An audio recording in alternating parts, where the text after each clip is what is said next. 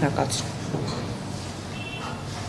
Բանոյան հատկապես վերջին շրջանում բարբերաբար մեղադրանքներ են հնչում Բարգավաճ Հայաստան կուսակցության հասցեին արտաքին ազդեցությունների կամ միջամտությունների հետ կապված, նշելով մասնավորապես Ռուսաստանի և Բելարուսը, ինչպես կարձագանքեք այդ մեղադրանքները։ Տեսեք,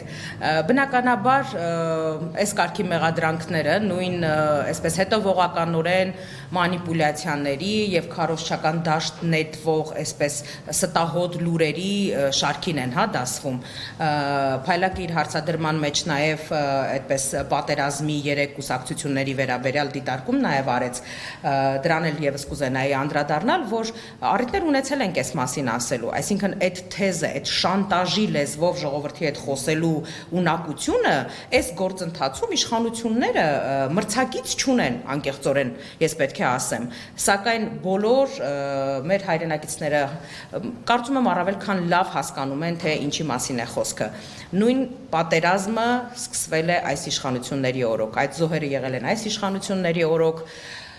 հազարավոր տղաներ հաշմանդամություն ստացել են այս իշխանությունների օրոք եւ Արցախը հանձնվել է այս իշխանությունների օրոք, մեր 120,000 հայրենակիցներ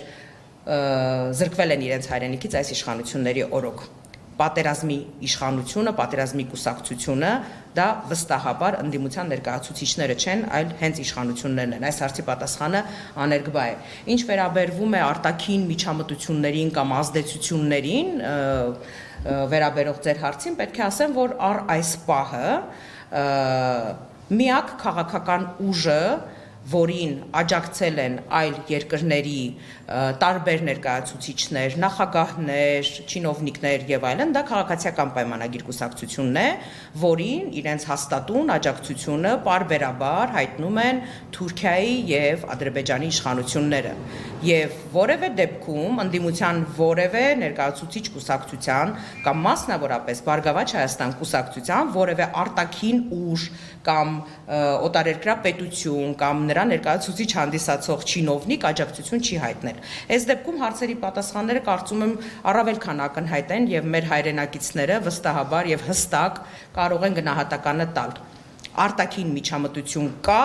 եւ այդ միջամտությունը բացառապես քաղաքացիական պայմանագիր կուսակցության մասով է եւ աջակցողներն էլ Ադրբեջանը եւ Թուրքիան են։ Համեցեք հարցը։